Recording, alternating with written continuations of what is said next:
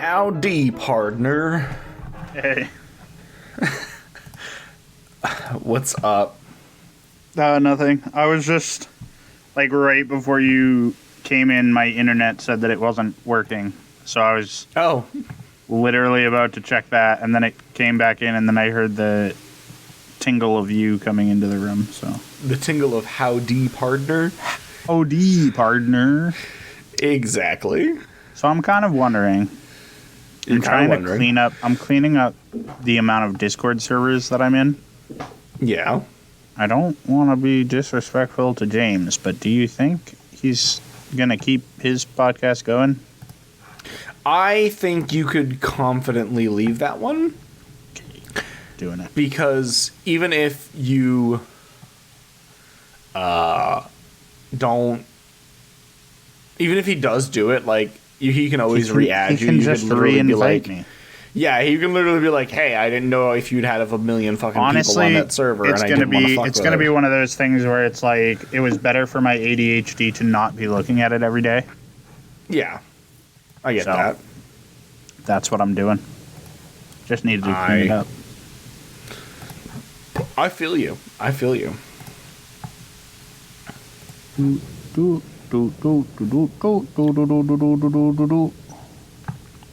Tequila.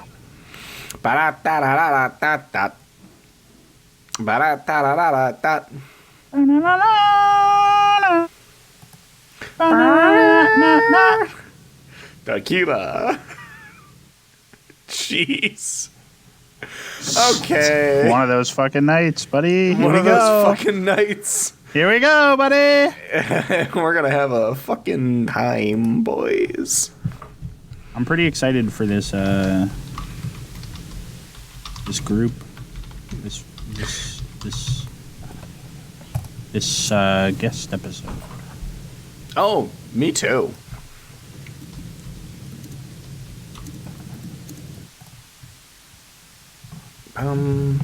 There was something we had to discuss about the guest episode, and I'm looking it up now. Okay. It wasn't anything like super important. Well, it is super important because it's the guest episode. Because it's a guest episode? Yeah. Oh, yeah. So basically we should pick our stories for next week when we record with them, like, as soon as possible so we can let them know, yeah. Why don't we try and do it after this so that we have an idea? Like I said, I want to do... So the story that I'm doing tonight, I want to do in 2 parts. Yep. And I kind of want to make sure that that I have a smaller story, or one that they're not coming in at like the halfway. Yeah, I get that. Because then it's like, let me recap everything that we did. quick recap, yeah. Quick recap, but it's never quick. I also just want to say, I don't know how we 3 are gonna flow on their podcast because we talk a lot. Yeah, well, I mean, I kind of assumed that we would take more of a back seat. Yeah, I think we just all have to be better at being back-seated. Yeah, exactly. And I think that, like, I also know that, like, basically they told us what we're going to talk about, which I don't know if you've seen. I did. I saw it because I Start wanted the notification to go away. Yeah. So, like, start of World War I, which we know some stuff about. So, like... Yeah. I mean, I sent the guy a message back. I don't know. I saw that. Yeah, where I was just like, interestingly enough, our first guests talked about the start of World War I, too. So... Yeah. So yeah, we I mean, I think we definitely, like, from what I've listened to of them, they kind of just, like, dive into one topic together rather than they don't bring separate things. Right. So, like, I think it's just going to be, like, all of us kind of riffing on this one dumb thing. And I think that'll be fine. Okay. So are we bringing stories to them or no? No, because we're not. that's less... Okay, thank God. Yeah, no. So all we're doing is just working with them. Yeah, so their thing is they're going to be talking about the assassination of Archduke Franz Ferdinand. And we're, I guess, just going to be talking about how stupid it is. Yeah.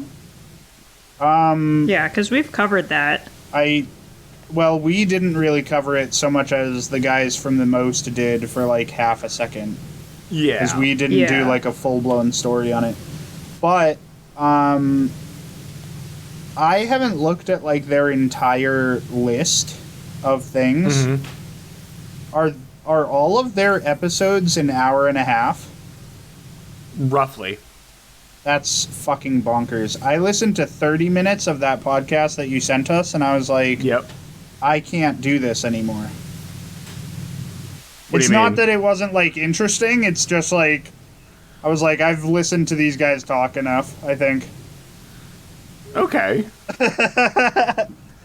Not in a bad way. It wasn't, like, in a bad way, but it was, like... For your attention span doesn't allow for my that attention much. span, Yeah. first of all, went away. But it was also, like... I don't know what it was about it, because they were interesting. I just, like... maybe I watched it at the wrong time of day, or, like, I was in a... It could be. Particularly bad ADHD mode. But, yeah. There are some days where I can watch content for, like, 5 hours straight, and then there are some days where it's just, like... I couldn't imagine talking to one person for an hour and a half, though. And having to, like, be on, you know what I mean? Yeah, I don't know, but, like, I get that, and I also don't, because, like, I listen to a podcast called Into the Aether, and their bonus episodes are, like, between 4 and 6 hours long. See, and I used to do that when I had, like, when I was watching Critical Role and shit like that, but now it's, like, if I'm sitting still for an hour... I think it's like I need something to be visually stimulating me at the same time to be able to listen to something for any longer than an hour. Fair enough. So that's why I usually listen to podcasts while I'm like playing video games. Yeah, so that I can I get that. Focus on a visual stimuli at the same time as like listening to something. It's weird. That's a weird deficiency I've noticed in myself. But I liked their stuff. I thought they were visual, pretty funny. Yeah. What's up? Do you guys want to hear, since I don't have to go, do you want to hear about the ultimate visual stimulus? The Bachelor? The Bachelor? Yeah. Yes. No, tell us all about it. Okay. So, the way that this works is... So the group is like 7 or 8 people big, and what we did was we all, like, we took turns and we picked ladies. There are like 32 ladies that appear on The Bachelor. Okay. On the first episode. And so we all picked 3 ladies, and some ladies didn't get picked, so rip to them. Okay. We didn't believe in them hard enough. I guess. We didn't believe in them, and it's fine. Some of them didn't deserve to be believed in because I was like, they have no shot. And I was right. They got eliminated the first episode. There was a girl on there, and she was like, I'm an artist. And I was just like, okay, that's cool. But he's like a pro tennis. He's a pro tennis teacher, and you guys have nothing in common. Plus, I'm sorry, you don't have a 4-head. You have a 6-head. It's so big. Oh my god. By the gods. Listen, this is a cutthroat world of fantasy football Bachelor edition. Apparently. Money is on the line. And so the first episode, I've picked my 3 women. Mm-hmm. All right? My women, they are Leia from Honolulu. Okay. Or Hawaii in general. I forget where exactly she's from in Hawaii. Then it's Caitlin, and she's a radiochemist. She's very smart. And then there's Kelsey. I don't know what Kelsey does. She just seemed like a solid pick. All of my women made it. He picked all of them to go through. One person in the group, 2 out of 3 of his women got absolutely annihilated, and they did not get roses. He only has 1 person left. Yikes. The other part, so like every single week, we tally up points. So like if they made it, you know, like you get a point based on like how many girls made it, but also if they get to go on a one-on-one date with the Bachelor. Okay. And one of my women got to go on a one-on-one date. And not only that, but she got a special letter from the Bachelor. Yeah. And it was just like, Leia, you're so special. You get the opportunity to steal a one-on-one date from another girl. Oh. So we can get to know each other better. And Leia was distraught. She was crying. And I was like, why is Leia crying? And so she goes up to all of the other ladies, and they're like, what does your letter say, Leia? And she's just like, it says that I get to steal another date from you guys. And they were all like shocked. They were like, oh my God, whose date is Leia gonna steal? And she's like, I want us all to have a fair chance with him. I don't need this. I want us all to be happy. And then she burns the letter in the fire. Oh my God.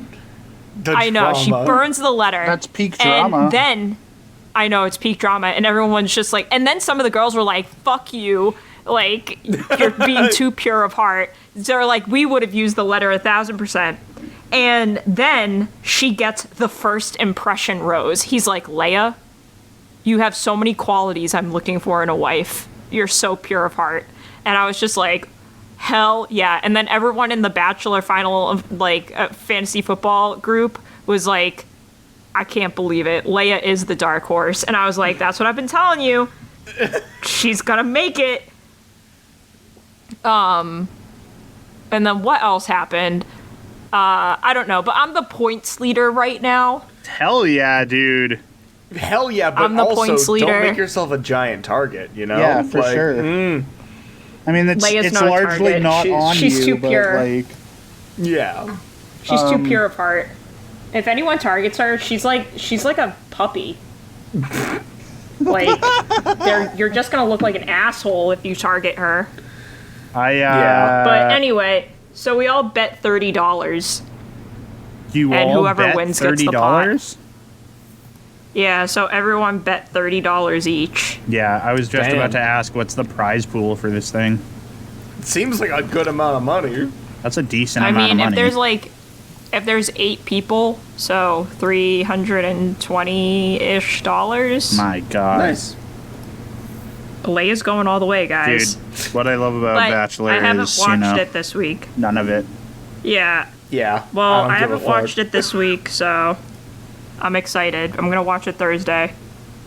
Yeah, great. We'll have fun with that. Since The Bachelor came out, I have not been able to understand.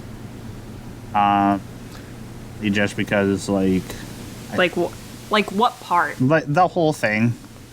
Yeah, they're looking for love. I mean, I get that they're looking for love, but they're doing it in a shitty way. It's one guy dating 30 women at a time until he whittles them down. To be fair, he eliminated 10. Huh? He eliminated 10 on the first night. Okay, so 20 at the same time. All I'm saying is it's everything every woman doesn't want. Oh, 1,000%. The other thing that I learned, which is absolutely insane, is the Bachelor or the Bachelorette gets paid to be on the show.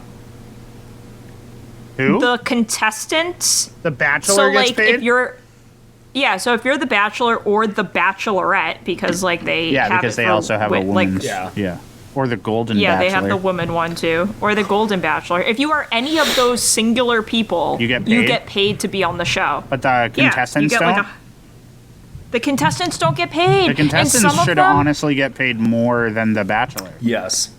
Some of them take out second mortgages on their house to pay for stylists and new clothes. No, that's ridiculous. Insane. This is what I don't like about it. Now that you're just giving me more fuel.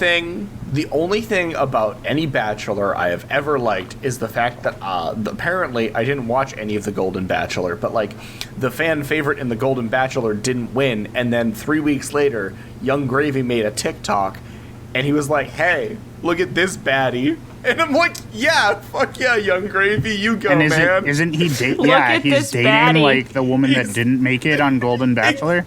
Exactly. He like. I can't believe what it. I love about Young Gravy is that he has his thing and he sticks to it. Oh yeah. Also, like, I love, unironically, I like think Young Gravy's music fucking slaps. I think what's fun about Young Gravy is the fact that he hits on moms instead of like the young girls that come to his shows. Yeah, not like no, young. Moms I mean, deserve like to they're be in hit their on. probably 20s, 30s, whatever. But he's just like, hey, let me hook up with your mom. Yeah, yeah, exactly. I love it. Moms are great. Like, moms have their shit together most of the time. Moms do have their shit together. Absolutely. Like, Most they can of cook. the time, she said. We have to add the caveat because some moms are fucking hot garbage. They are, for sure. Yes. I've met Like, no some. offense. I've met No offense to some. the hot garbage moms out there, I guess. Yeah. I have it today in history, though, if we're ready. Yeah, I Oh, mean, fuck yeah, I'm you ready made it whenever. sound like we needed to get rolling the second you got here, No. so... Well, because we did if I was going to watch The Bachelor tonight.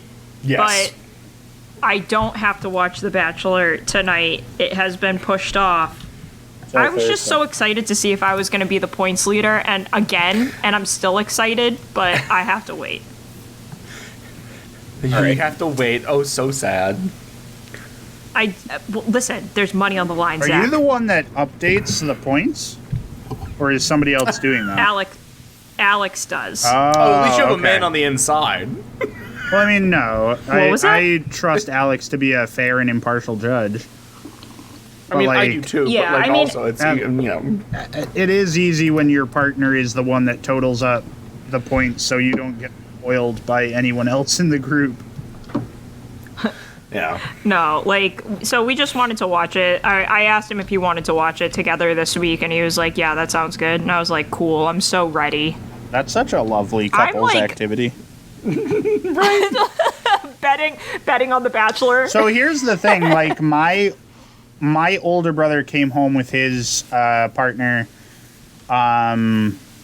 weeks ago, near the holidays, and his partner is so soft-spoken, and we're just asking questions about like how they're liking their, or like what they're doing. And she's like, oh, I've gotten Josh to start watching The Golden Bachelor. And I was just like, how did you get him to do that? I was like, that does not compute with what I would think my older brother would be willing to watch on television. Yeah. And I was I like, don't know, it's kinda and sweet. you convinced him to do that, huh? Somehow kinda you did It's that. like, Somehow. it's kind of sweet, because, like, my mom and I, we picked my contestants together. Yeah. Which Oh, is, that like, nice. not an activity like we would have normally done, because, like, unless this was set up. And I don't know, it's just like, it's nice to find like random activities to do with either your like partner or like your parents or your Yeah. friends. Like why have war when you can just bet on The Bachelor? Yeah. You know what? No, you're That's a absolutely good question. Like, you know, The answer, we have other options. The answer is that places like America exist. So. Yeah. That really I is the guess. truth. Okay. But we should Stupid. probably fuck this pig, huh? Probably. The Bachelor is our only natural resource we have left. I'm not gonna fuck that pig.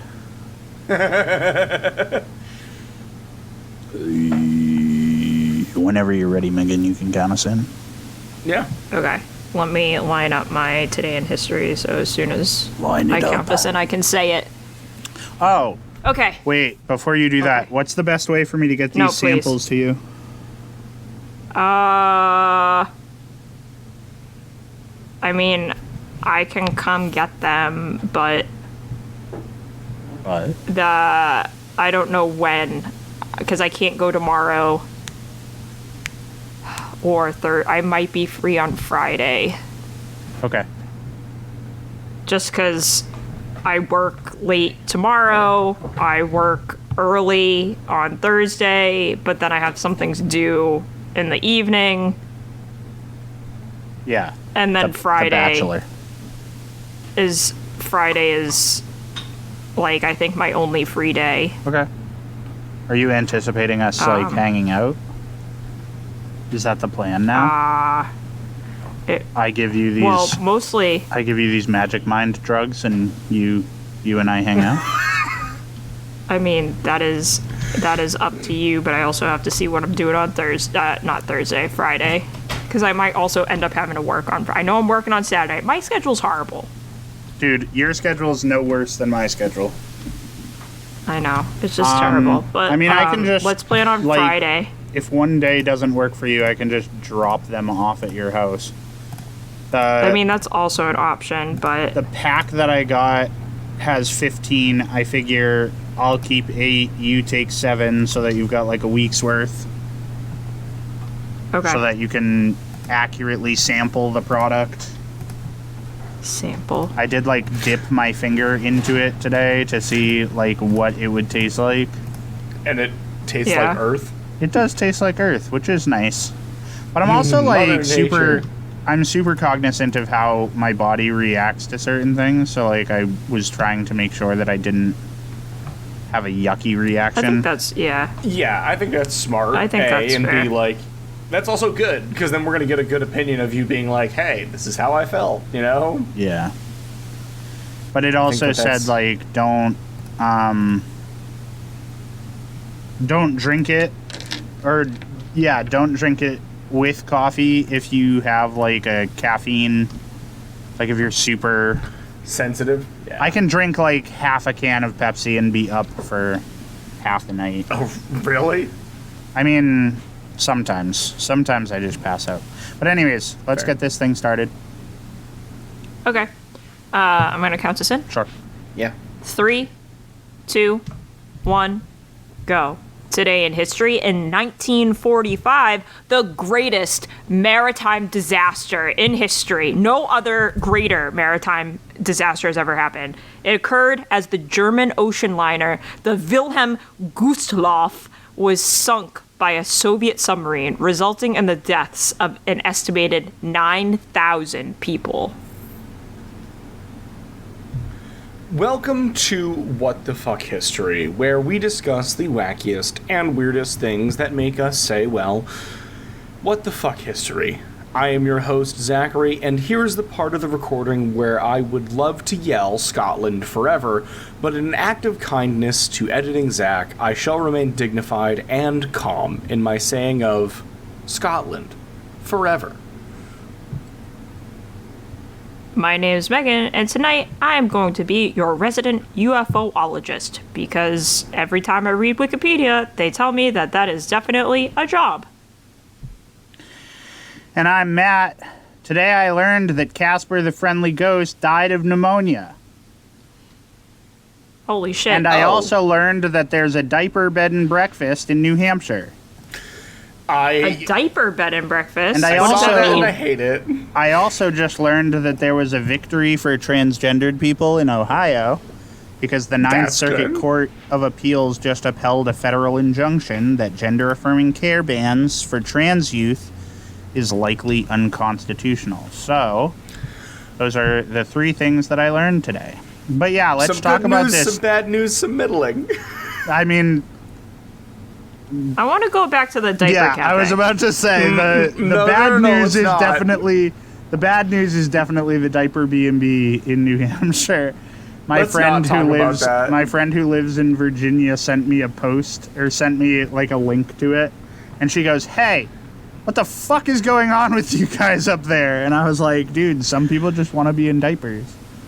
And then I decided to cry. Yeah, no, I saw a blip about that, and I read 2 sentences, and I said, this makes me viscerally uncomfortable, and then I put it down. Yeah, like, it's not great. You know me, I'm not here to yuck anybody's yum. I say that quite often. Some, we can some yuck this yums one. need to be yucked. Yeah. This is a yum that needs to be yucked for sure. Yeah, I think that's okay. I think some yums do absolutely need to be yucked. Yeah. and this is one of them. Guys, if you listen to our podcast and you happen to be into diaper play, do us a favor and never mention it. And never. I don't want to hear it. I will automatically ban you from life. So here's my thing. Yeah, I have an opinion on this, and a diaper fetish? As a straight white man, I'm gonna say it whenever I fucking feel like it. Okay.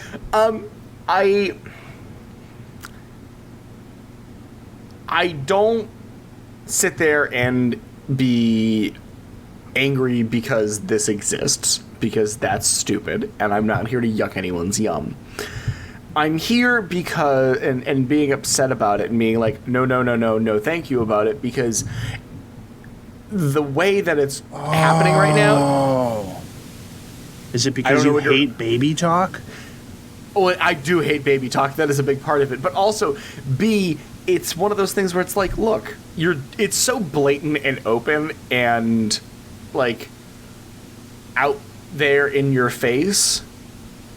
And normally that's not something that bothers me, but like I think there's a certain like fun taboo to some of these things that just got taken away in this one thing, and I'm like, oh, okay, like there's no like.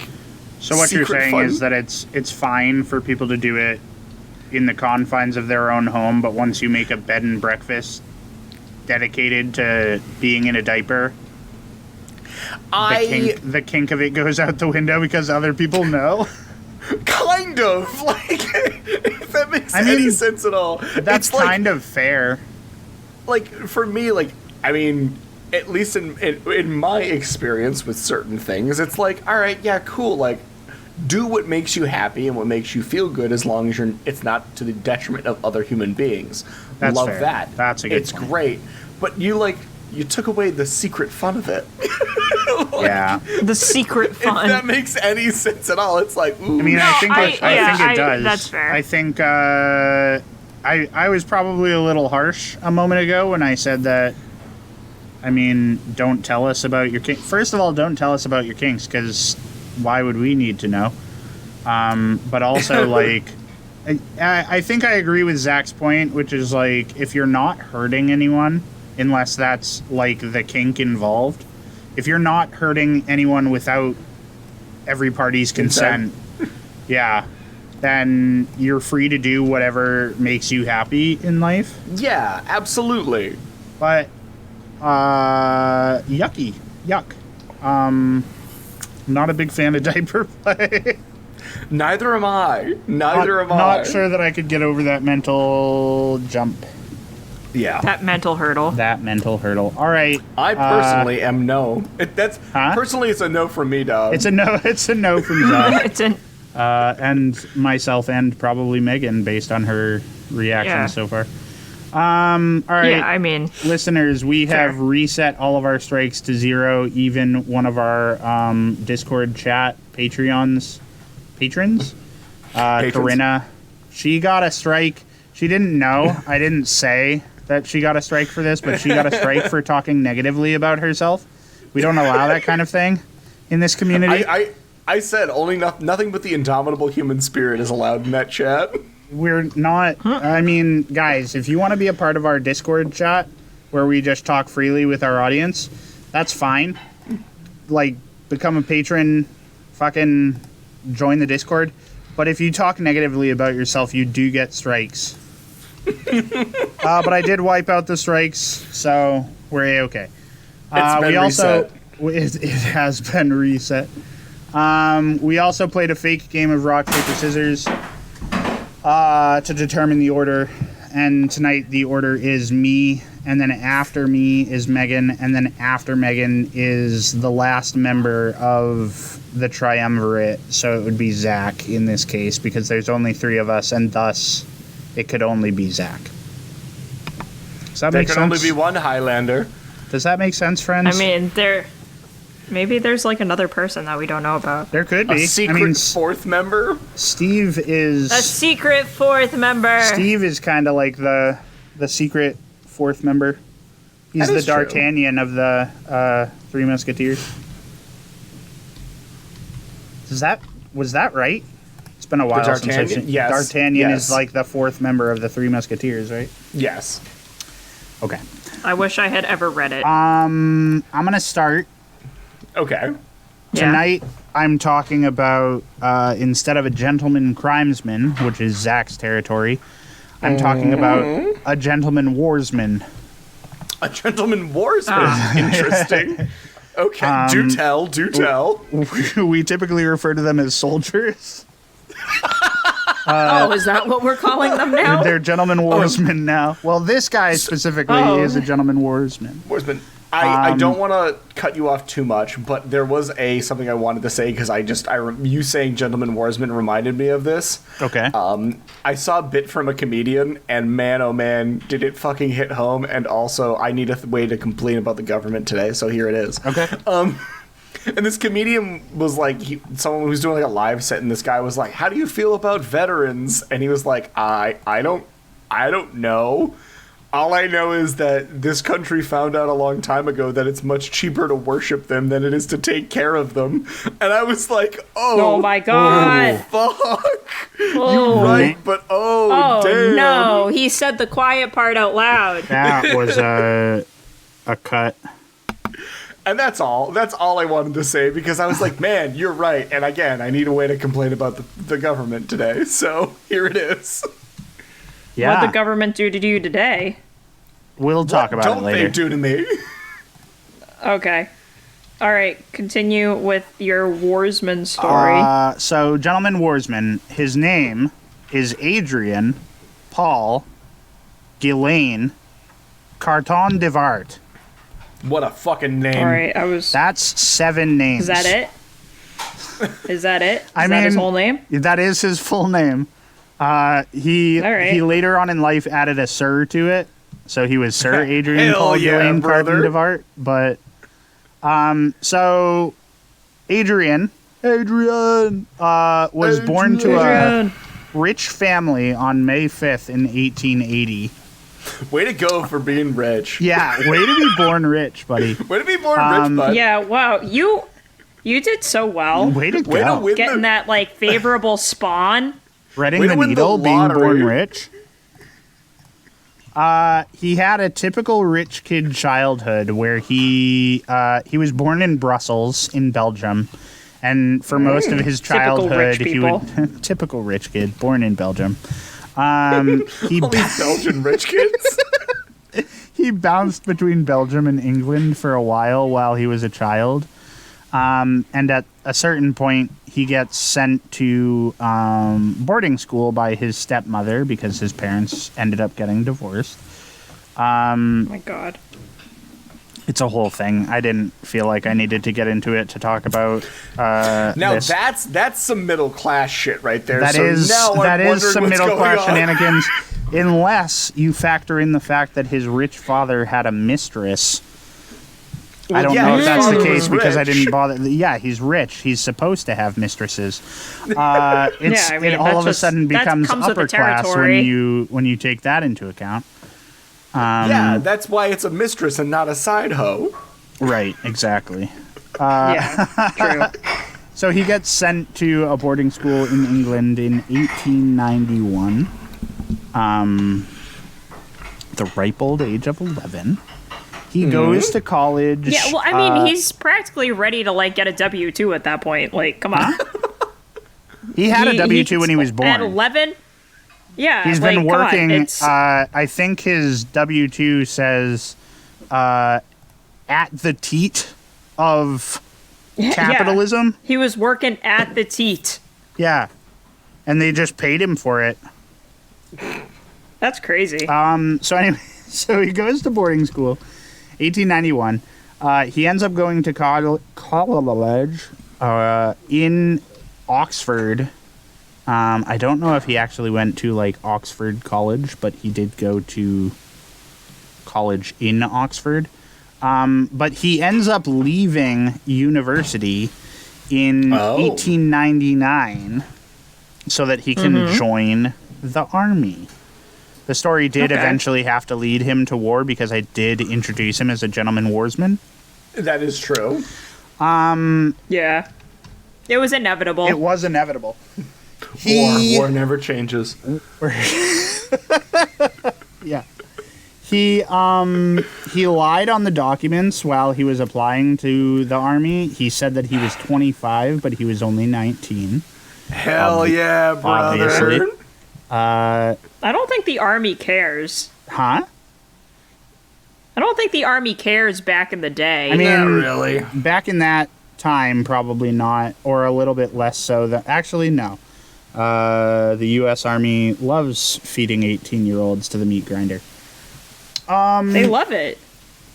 So he ends up serving in what's called the Boer War, B-O-E-R, not B-O-A-R, and I could be mispronouncing it. It could be Boer War.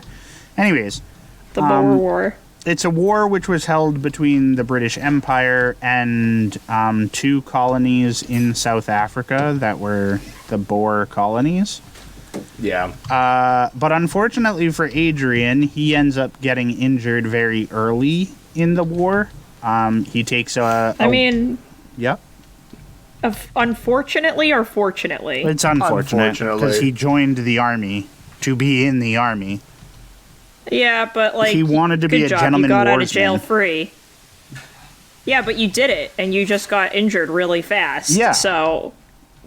He saved himself a lot of time. It's unfortunate for him. He wanted to be... He wanted to be in the wars. Yes. I guess. Because he fucks with the war.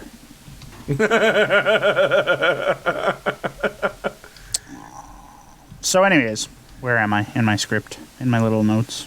In your notes. In my notes. Where am I in my notes? So unfortunately for him, he does end up getting injured early in the war. He takes a wound to the stomach, and he also takes a wound to the groin. And the British Army... Two bad places to get injured, I guess. They are bad places to get injured. The British Army sends him home to his father, and his father had not been aware that he left school to join the army. Oh, okay. Papa, yeah. I have bad news. I've been injured. And he's like, at school? Papa, No. I have 2 bits of bad news. Tell me them both. I left school and got shot twice. No. Hold on. Hear me out. That actually goes, Papa, I have bad news. 2 things. What? 1, I left school. 2, you're never having a grandchild. Well, I don't know that his ball sack got shot off. He did just get shot in the groin. I know, but look, this is a comedy history podcast, That's so I'm fair. just going to be no, you're absolutely right. He got shot in the dick. Papa. He got shot directly in the dick. I'm actually now looking up whether or not he had kids. Exact injury. No, I'm not looking up whether, like, I want to see pictures of this guy's sack after he got shot. I want photo evidence. I want photo evidence of him having been shot in the balls. So anyways. I want to see it. So he goes home. His father is very angry that he had left school to join the army, but ultimately decides to let him stay in the army. Okay. Adrian recovers and gets sent with a unit to India in 1902. And part of his recovery was him focusing on his physical fitness. So he does activities like running, jogging. For the revenge bod. Yeah, for the revenge. Yeah. It's like a scene out of Rocky. Montage. Montage. It's gonna be a montage. So he runs, he jogs, he goes swimming, he plays sports. One of his favorite sports ends up being polo. And typical rich person shit. Yeah, for sure. I know, typical rich person shit. He gets sent to India, and many of his friends that were in the company that he was in India said that he was a gentleman who, quote, must hold the world record in foul language. Must he? Yeah. I guess this guy just loved to be foul. Just loves to say swear words.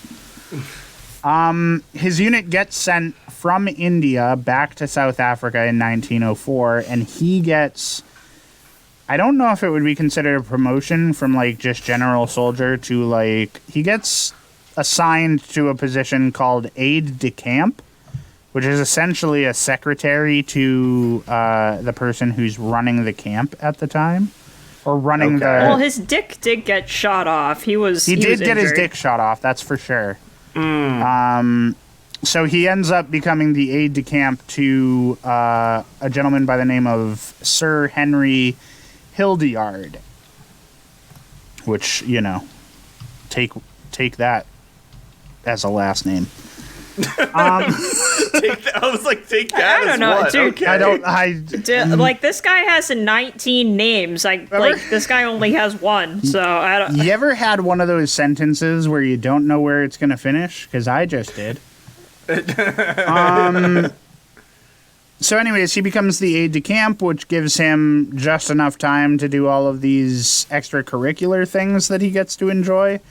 So he's essentially assisting this guy with his day-to-day duties, and then he gets to go out and play polo with his highfalutin friends. Up until this point, or in the entirety of his service to the British Army, because he was born in Brussels, as I mentioned, he had always been a citizen of Belgium until he swore oaths on September 13th of 1907, which made him a full-blown, naturalized English citizen. In 1908, if you think this guy's name is bad, in 1908, he gets married to Countess Frederica Maria Carolina Henrietta Rosa Sabina Franziska Fugger von Babenhausen. When is it over? That's it. That's it. Babenhausen. Every single new name felt like an assault. Yeah, no, it was a machine gun's worth. The official name of this episode is going to be Too Many Names. Too many names. Too many names in the kitchen. So she is the eldest daughter of some another Babenhausen. Karl the Fifth.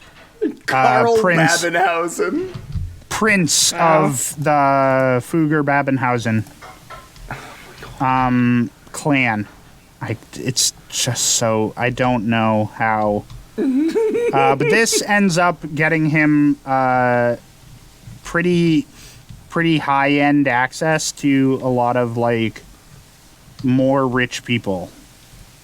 Nice. This is just, he does... I love having more access to rich people. So, well, I mean, when you're rich, but when you marry a countess... Yeah, that's a different kind of rich. It's a different kind of... Yeah. So between his marriage in 1908 and when he goes back to war in 1914, he does a bunch of fucking hobnobbing with some pretty big names in the Belgian royalty community. The Belgian aristocracy. Yeah, that well-known aristocracy. Yeah. He knows the Prime Minister of Belgium. Okay.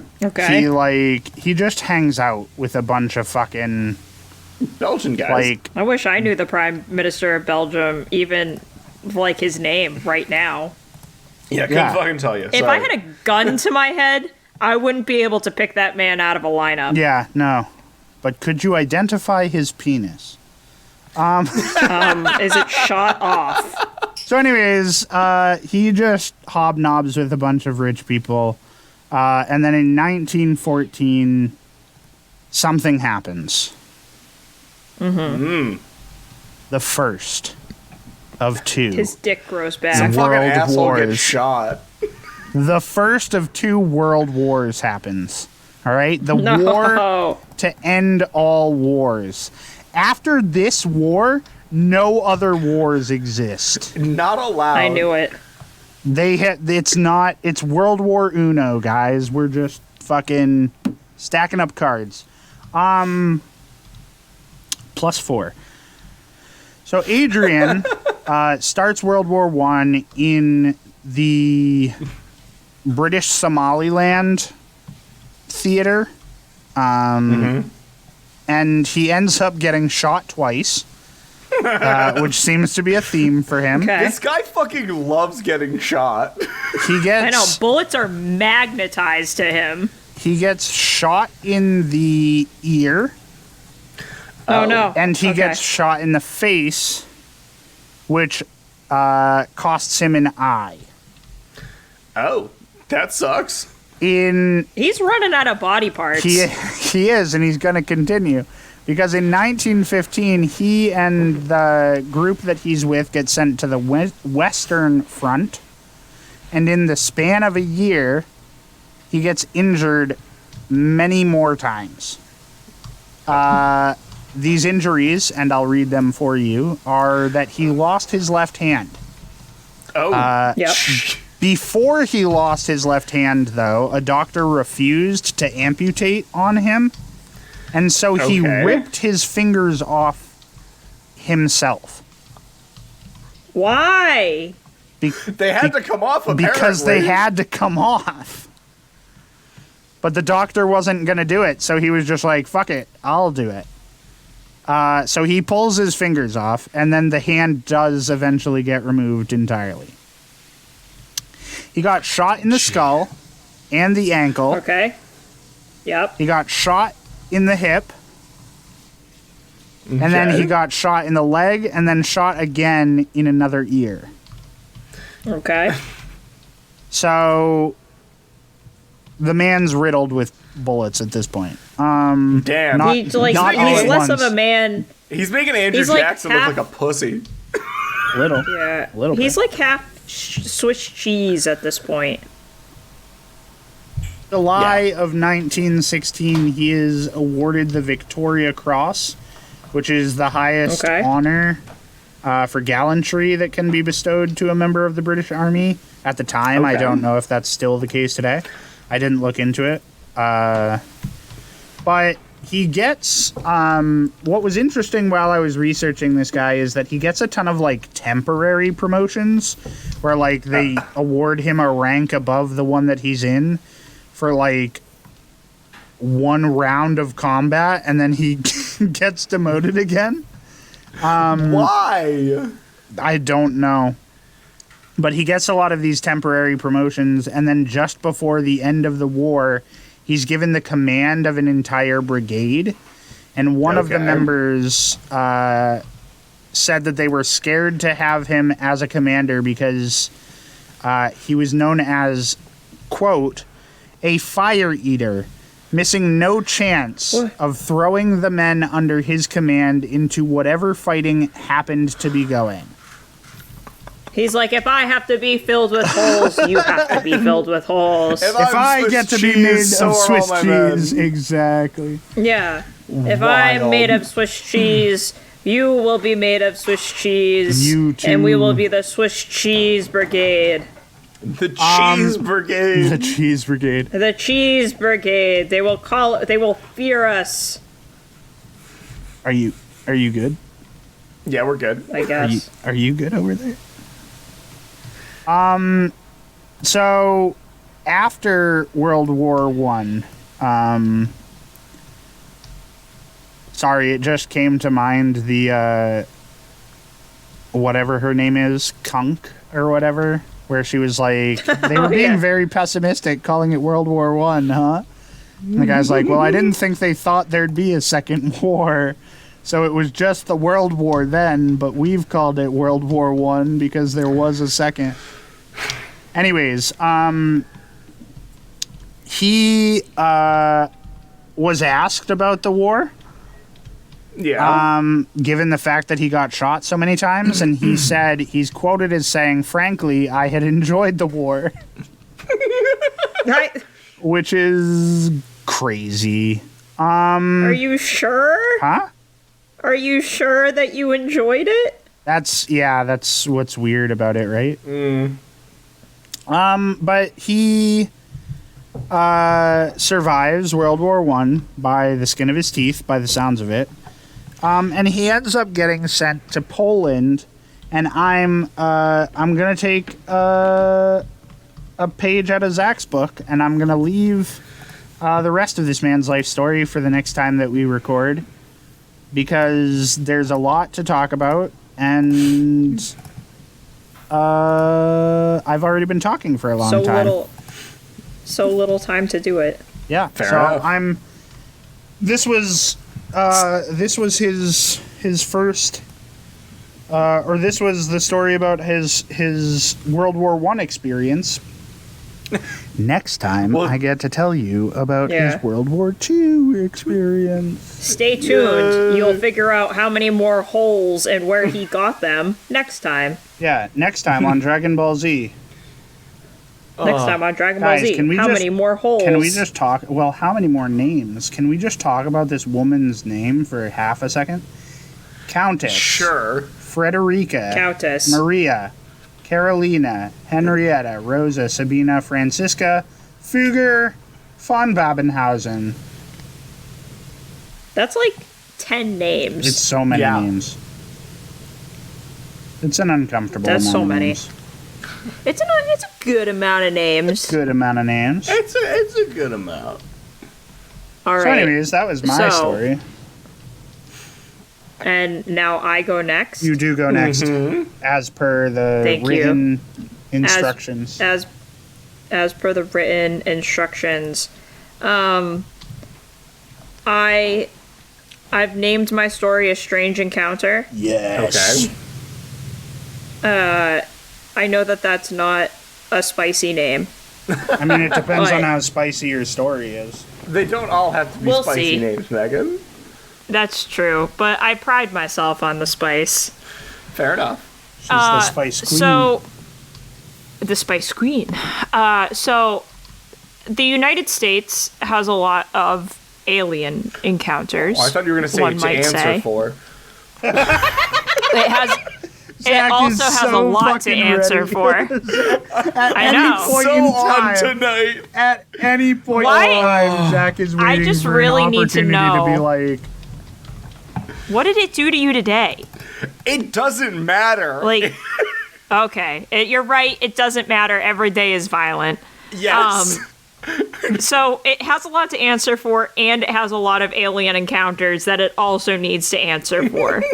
I'm going to make up a stat here, and it's going to shock you.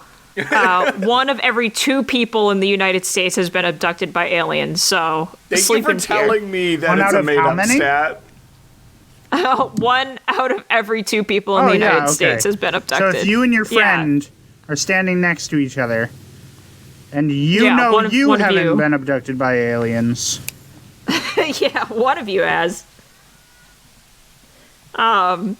So, the Kelly Hopkinsville encounter is a little different than your run-of-the-mill I was taken into a UFO and only have vague memories of what transpired event. Yeah. So, on the evening of August 21st, 1955, when there were no home security cameras, 5 adults and 7 children arrived at the Hopkinsville, Kentucky police station, claiming that small alien creatures from a spaceship were currently attacking their farmhouse. Oh, jeez. Okay. Like, they were, like, in the process of attacking the farmhouse.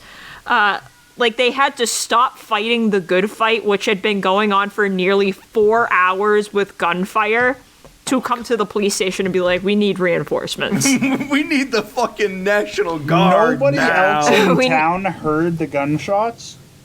Well, this is in 1955 in rural Kentucky. Yeah, so what you're saying is that their cell phones didn't work?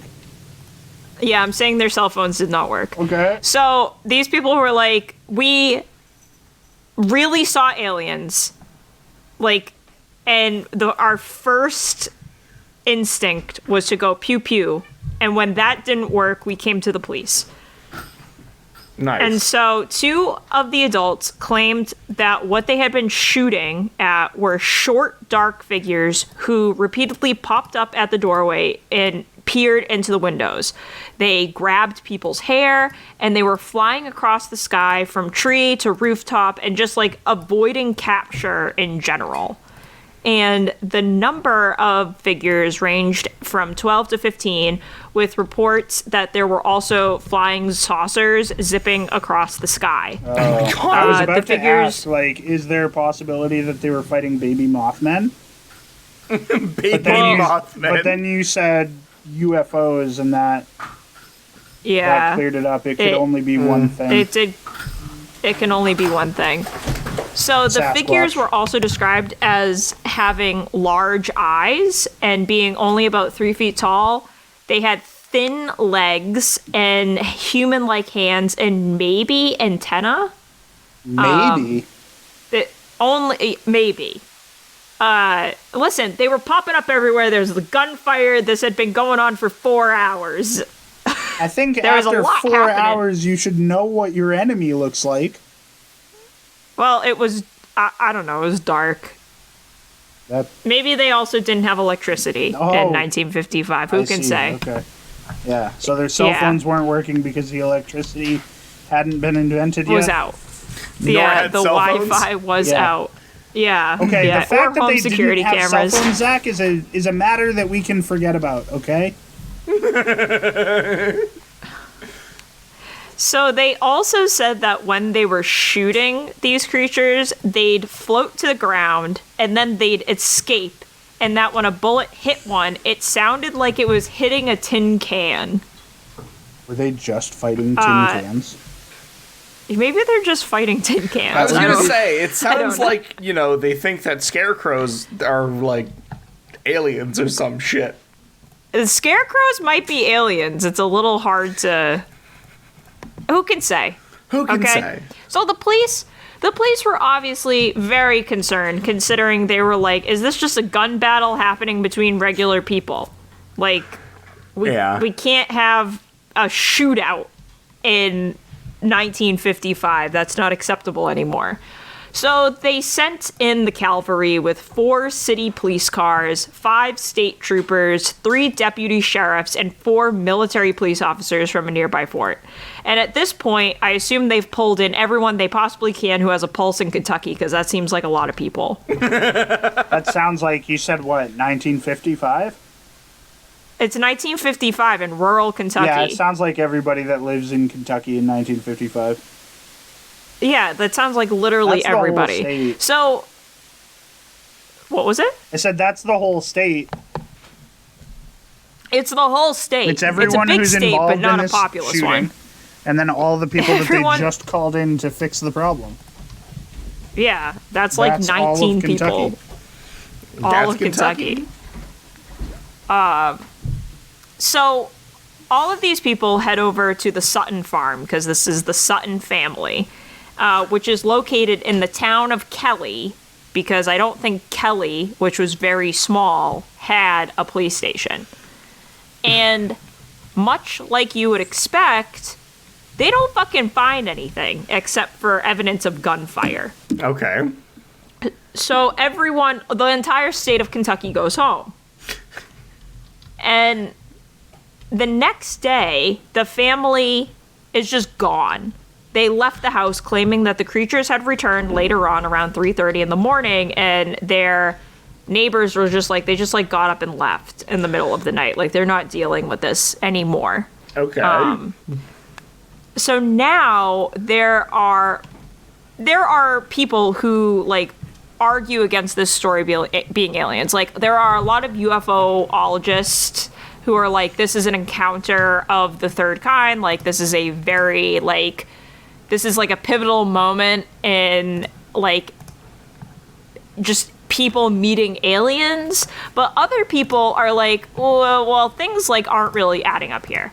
So the first is that in the original telling, before the newspapers got a hold of this story and started twisting it around, the flying saucers were just like lights streaking across the sky. And at the time that this was being reported on, the Kappa Cygnids, which is a meteor shower, was taking place. Okay. Which could be seen over this part of Kentucky. Then that leaves the aliens themselves. And skeptics have posited that it wasn't little green men, which this is the story where that phrase comes from when we refer to aliens as like little green men and like what they look like with the big heads and the big eyes and like the skinny arms. This is where it comes from. This is ground zero for it. They said it wasn't aliens, but great horned owls. Oh, okay. Yes, dude. And when I read this, I was like, this seems implausible. But then they started like cooking. They started explaining what great horned owls look like. And let me explain. These are pretty big ass birds. Yeah. They stand over 2 feet tall, have large reflective eyes, little legs that they hop around on, and they can fly. Yeah. They are also super active at night and are very territorial, which would explain why they were attacking people. Okay. And you add this to the fact that the original testimonies say that there were only 2 of the creatures at a time, like when this starts. Yeah. That maybe it wasn't actually aliens, but maybe it was a bunch of tired hicks who were fighting owls with guns. Could we talk about the possibility that maybe hours. It was the only 2 aliens in Kentucky? That's also true. Okay, yep. I hear you. Look, I'm just saying it could still be aliens. I mean, it still could very well be aliens, like I said. Not, but like, it could be. It could be. And this is like a lot of UFOologists, like in cryptozoology, people look at this.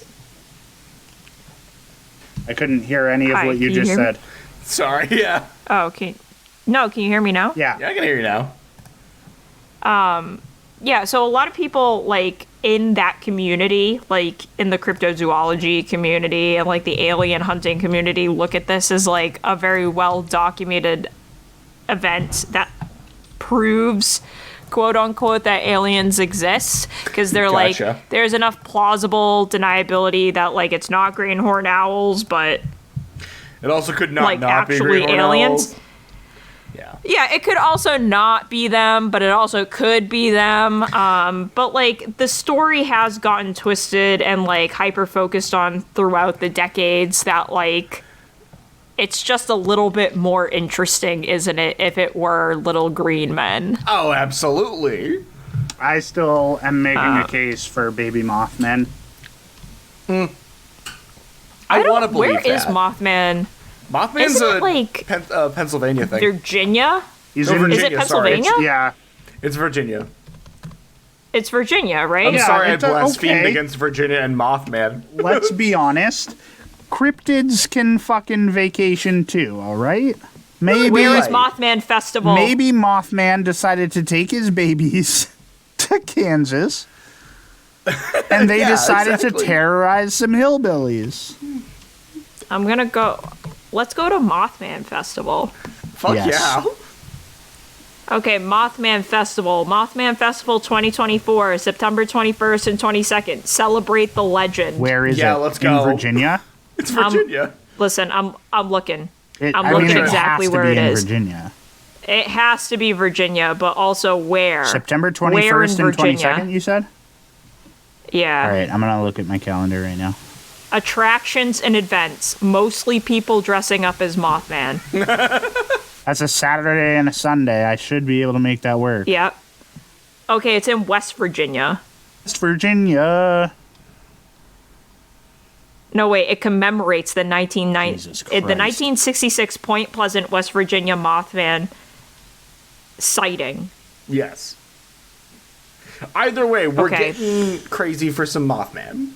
We're doing it. We're going. Yeah. Let's do it. Where is the festive FAQ? Where is it located?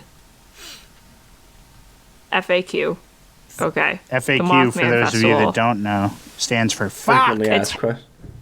It's held annually in downtown Point Pleasant, West Virginia, and features live music, merchandise, we're going, food trucks, cosplays, speakers, and of course, us. Cool. We're going. Yeah. All right. Yeah. That's my story. You guys, is it Zach? You're up. I'm up. All right. Let's do this. So, in regards to my previous statement of Scotland forever, if you can't tell, I'm going to talk about Scotland tonight. He's telling a story about Ireland. I mean, okay. He's telling us. No, but also the Irish do kind of come into play with, like, a lot of times when you talk about Scotland, because the British suck. Yes. So, I'm going to be talking about Scotland tonight, and oddly enough, playing cards. Go on. ... Because if you don't know, or you're not just generally aware, the 9 of diamonds in a deck of cards is colloquially referred to as the Curse of Scotland. Oh. Which I don't know how that's colloquially called, or it must be called in some very specific circles, because I've never fucking heard of that in my life other than today. Just the Scottish call it that. Just the Scottish call it that. But what the heck, what the fuck do I know? Either way, the 9 of diamonds carries the moniker of the Curse of Scotland. And even better is the reasoning behind that statement, and that, like, idea is so speculative and unsure that there's no accurate historical, this is definitely why it's done that way. There's just a lot of wild theories out there, which... game theories out there. My favorite kind of history is the kind of history where we just throw spaghetti at the wall, hoping some of it sticks. Yes, yes, yes. Yes, yes, yes. So let's start slinging these historical nudes, spelled Noods, of course. Yes, of course. The thing is, though, before we get into the fun part of history, like, you know, the topic itself of history, we're going to have to do some homework first, because there's some important information going into this. Hey, Zach? Yeah? I just wanted to cut in and say that we haven't done our ad read yet. We weren't doing an ad read tonight, were we? We were. We were? Yeah, we mentioned it in the chat earlier that you need to talk about Magic Mind. Oh, that is true. I am sorry. I will fix this in post. But yes, you're right. We haven't done our ad read tonight.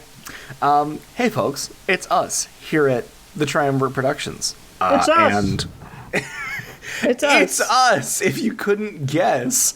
Oh, my God. It's me. We're part of the thing you're listening to. Yeah, we're the thing you're listening to.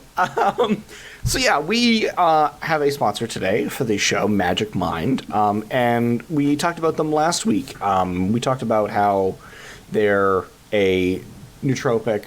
I don't know how exactly to pronounce that word. But nootropic is probably right. Nootropic, brain-boosting little drink, and it comes in a little teeny tiny shot. And I talked about yesterday, and I'll reiterate today, how it's pretty great. I get up at 5 o'clock in the morning, Monday through Friday, and I work in a hard laborious job until 2, sometimes 3. Sometimes we'll see when I get out, because that's how life works sometimes. And when I get out of work at 2, I'm like, man, I want a cup of coffee, but the last thing I should have is a cup of coffee, because then I won't go to sleep until 11. And we ended up getting samples of this product, Magic Mind, and I tried it, and I was like, hey, this is nice. I kind of, get a little bit of, I don't need to go home and nap levels of exhaustion, and I can get work done, I can go home, I can edit the podcast, I can do all the things that I need to do without all of a sudden being like, well, also now I'm jittery and regret and have a stomach acid problem and regret drinking a giant cup of coffee at 3 o'clock in the afternoon. Which is pretty great. And, also, I, as a person, have been trying to cut down on my caffeine. I, overly consumed caffeine for a very long period of my life. And now it's been his whole life, guys. Don't let him trick you. 1 cup of coffee. It has been his whole life. I met this kid when he was in high school, and he always had 17 coffees on him. Yeah, exactly. So I was like, all right, I'm glad to have like some kind of energy boosting thing that like helps without giving me the jitters and like also being the problem of yet another cup of coffee. And the other thing is Matt has given a taste of this as well, so he can contest. It is a earthy flavor, but like I like it. It's got matcha in it, which is one of my favorite like delicious earthy things that's kind of slightly sweet. And I think it's really good. It's herbaceous, and it's definitely got it's got like a great. It does. It's like a good earthy taste, good earthy smell. Like, I also take a greens powder every day, and man, that stuff is nasty. So like, to have a green drink that isn't gross, I do enjoy. But yeah, so it is a fun little product that we have been trying recently, and at least I know I have been really liking for the past couple times that I've Magic Mind did ask us to try the product for 3 days before we give it an honest review, and I unfortunately just got my samples today. So I did taste it, but I have not been doing it for long enough to give a testimonial, which is why you guys get to hear Zach talk about it again this week. But next time, who knows? We'll see. And by the time next time I'm going to make Zach do it because. Just because. By the time this episode airs, sadly, their January campaign is going to be over, but you can still go to magicmind.com and give their stuff a try. We're also going to be keeping in contact with them, so hopefully we'll be able to get you a new code for February, and so if you want to try some of their stuff out and use our code, we'll get one probably for February. But yeah, that's it. Thanks again to Magic Mind for sponsoring today's episode. Thanks, Magic Mind. Back to Scotland. Thank you. Back to Scotland. So, the homework behind the 9 of Diamonds is thus. Most of these theories take place during the Jacobite Rising in 1745.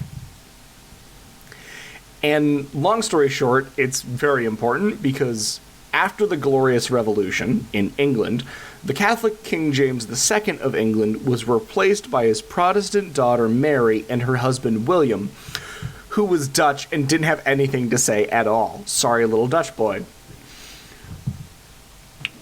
Sorry, little Dutch boy. We've said it a third time. No! Oh, no. Yeah? Huh? No. Little Dutch boy? Sorry, Meghan. No. This is Megan's nightmare. Zach's nightmare is baby talk. Megan's nightmare is little Polish boys. Little Dutch boys. Little Dutch boy. Look at me over here in my lederhosen, Megan. So, this English-Dutch power couple rules over England, Ireland, and Scotland now. However, there was the rise of the Jacobites, who were just like, hey, we want the OG boy James II and his Catholic bloodline to take power again. Yay, infighting. Doesn't remind me of current politics at all.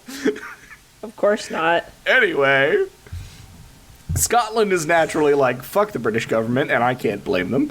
And they're trying to get back their freedom. Okay, here's the thing.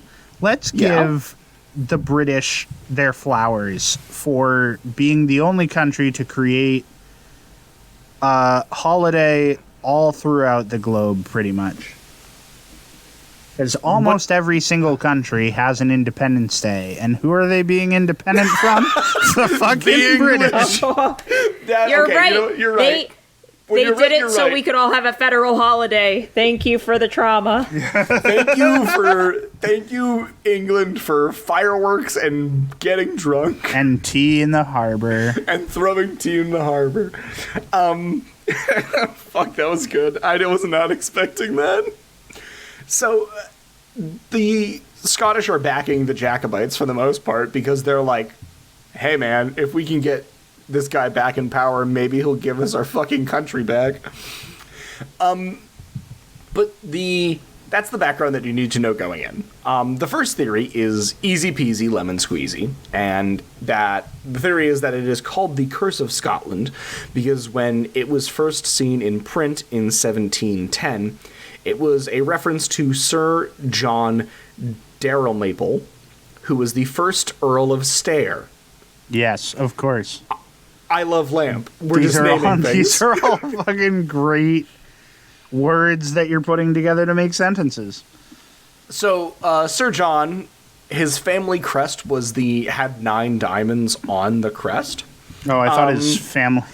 I thought his family crest was a set of stairs. No, just some stone steps. Just it's lovely. A picture of a flight of stairs. Just a glossy JPEG of stairs. So, John was not a well-liked man, you see. He was a ruthless political figure and quite a shitheel, if you ask me. He was most notably known, that's a bad phrasing, but I put it in my notes, so I'm reading it. He was most known for pushing the Scots to accept William and Mary in place of King James in 1688, ordering the Glencoe Massacre in 1692, and right before kicking the bucket, pushing the Act of Union with England in 1707. What an arse. Definitely cursed upon the nation. Yeah. Another theory stems from the Battle of Culloden, great fucking name, which was the final confrontation between the British government and the Jacobite rebellion. The government commander, who was Duke of Cumberland, fuck, I love old-timey names. These names are great. Was he the originator of Cumberland's farm? Probably not. I don't know. Where you can stop to get gas? They don't sponsor this episode like Magic Mind. They don't get a say. So, the Duke of Cumberland gives the order to the British troops to give no quarter to the Jacobites. However, the prevailing theory, or the story that goes, is that as he's like, I gotta write this down and send it on up the line, he didn't have a fucking yellow legal pad at the time, so he's just like, well, I'm playing cards with the boys because I'm a commander. The boys. I'm a commander and not a line officer, so, like, I guess I can just smoke cigars, drink brandy, and play cards instead of being on the front lines. And he was like, well, I guess I'll just write this declaration of kill everyone without mercy on the back of a 9 of diamonds. Here you go, buckaroo, send it up to the front lines. Which is stupid. This theory is fucking stupid because it exists, so I have to tell you about it, but it's fucking stupid, and I can't state that enough. We love stupid theories. Yeah, but, like, it's stupid. We do love theories. You know that scene in Glass Onion where he's just like, no, it's just dumb? Yeah. That is this to me. So dumb, it's brilliant. No, it's just dumb. Dumb. It's dumb because a playing card is a dumb fucking thing to write on, and also this anecdote comes 36 years after the original saying was around, so, like, fucking lion-ass, British-ass Duke of Cumberland, more like Duke of fucking Bumberland ass. Duke of Bumberland. I needed something to be irrationally angry over, and the Duke of Cumberland is the brunt of my aggression tonight. There we go. That and the American government. That's always mostly the American always government, the brunt of my aggression, man. This is true. As it should be for all of you. Yes. Be angry, everyone. So, my favorite theory so far, and the last theory, this is a very short little bit here because it's all theories. None of it has been proven true. And also, we're running out of time. I gotta hurry this fucking up. My favorite theory has nothing to do with the Jacobites and the Jacobite Revolution. That, by the way, the Jacobites lost. Surprise, surprise. Which is a shame, because I really like their name. Yeah, right? It is a really good name. It's a great name. But it stems from a tale over 100 years older than the Jacobite conflict. During the reign of Mary, Queen of Scots, in 1560s, which, Mary, Queen of Scots, excellent lot of juicy tidbits we can talk about another time.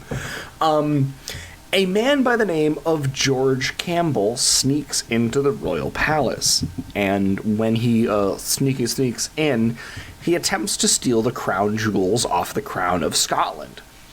And the heist goes horribly wrong, as most heists do, and Campbell is forced to just fucking book it on out of there. But before he leaves, he managed to pry some of the diamonds off the crown. Any guesses as to how many diamonds? Does he get 9? He gets 9 diamonds. That's insane. Oh my god. So he steals the 9 diamonds and gets away, and the rest is history, as so they say. And after the theft of the diamond, the government levies heavy taxes against the people of Scotland in order to pay for the replacements in the crown. Hence making it the curse of Scotland that these 9 diamonds were lost and everyone paid the price for it. However, whether or not that story is true, it is not the only time crown jewels were sought after by sticky fingers, and a slightly more interesting attempt on the English crown jewels was made by a Colonel Blood. But that is a story for another time. Goodness gracious, he always does this to us. I can't believe you're both doing it. I can't believe you're both doing this to me. Ugh. I know, right? This is like it's a semi-related part 2, Colonel Blood, which, by the way, that's the best fucking name ever. I know we say that a lot, but like Colonel Blood, it is a good name. Beat that, please. It's not nearly as good as Countess. I'm not even gonna try it. Yeah, don't even try. But yeah, so the Curse of Scotland, the 9 of Diamonds, on a deck of cards, has been believed to be there for a number of reasons, or the meaning behind it has a number of theories that go with it. Again, my favorite is the crown jewels, because I love heists. Who doesn't love the term crown jewels as well? That's true, too. It's a great... With that, I finish my theorizing thus, and Matt, I won't even cut you off, I'll just jump right into it, because... It's been a long time. It's been a long time. It's been a while since I said sorry. It's been a while. But yes, thank you very much, all of you, for listening. We love doing this show, and we can't do this show without people like you listening. So thank you so much. It is amazing. A few things before we jump off. Please, we'd love it if you followed us on our socials. You can find us on Instagram at the triumvirate _productions. You can also find us on Facebook if you look up the Triumvirate Productions. We do have a Patreon that is open and available. We have a $3, a $5, and a $10 level that gets you a whole bunch of different bonuses, including After Dark extra bonuses, uncut episodes, and the other thing is access to things that we like to try out before we send them out to the public. As Matt alluded to at the beginning of this episode, we now have a Discord channel that we are trying out with some of our Patreon members.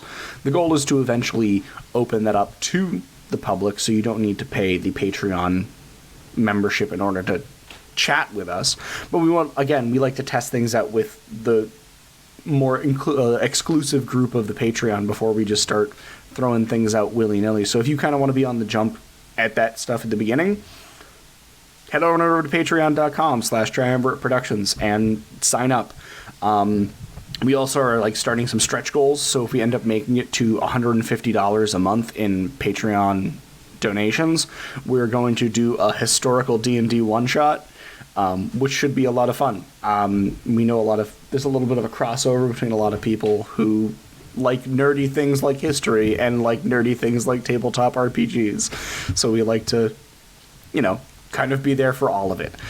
But yeah, that's basically it in closing. So thank you again for listening, and thank you again for any of you who are Patreon members, or if you just, tell a friend. That also helps us grow. Shout out to the Patreon members that we've gotten to know over the past, It's so nice. So, I know. Shout out to Alex, Brittany, Corinna, and Samby, who are our people in the chat right now. Well, they're not there right now, but they're not there right now. But we have been talking to them. So like, get on their level, guys. But also, if you can't afford to right now, it's also fun. But that is the other thing I would like to say. That's the caveat with the Patreon. Like, it's something we want to do because it's going to help us like eventually like buy better equipment and like kind of figure out a couple of other things that are like we can do with a little bit of extra cash flow. But finally pay our interns. Finally pay our interns. But like, if you can't afford to support us even at like a $3 level, don't do it. Like, tell a friend and like give us a rating and review on Amazon or on Apple Podcasts and iTunes and whatever and Spotify. But like, don't break the bank over us. Like, just the fact that you listen and you talk about us and you think that we're fun to listen to is so satisfying. But so yeah, if you can support us monetarily, we love it. But if you can't, again, don't break the bank over it. Like, that's something I really want to iterate. Like, in this horrible capitalist structure that we have to live and grind through, don't make us a problem. We don't want to be a problem to you. We want to be something fun. And if you come up to us on the street and say that you went broke because you subscribed to our Patreon, we're going to be like, we told you distinctly not to do that. So, your fault. But that's it. That's what I got. I don't think that'll happen, but like, if it does. No, I hope not. Just be prepared for us to be upset with you. We gave specific instructions. We specifically told you not to do that. We specifically said no. Why isn't anyone having fun? I specifically requested it. All right. With that, guys, it's been a long day. Not necessarily for me because I had a day off today, which is rare. But for the other two, so I will end the podcast as I always do at this time of night with the same sentence that I have said since episode 1. Say it with me at home, folks. What the fuck, history? I'm going to count us out. Yeah. Excellent. 3, 2, 1, stop.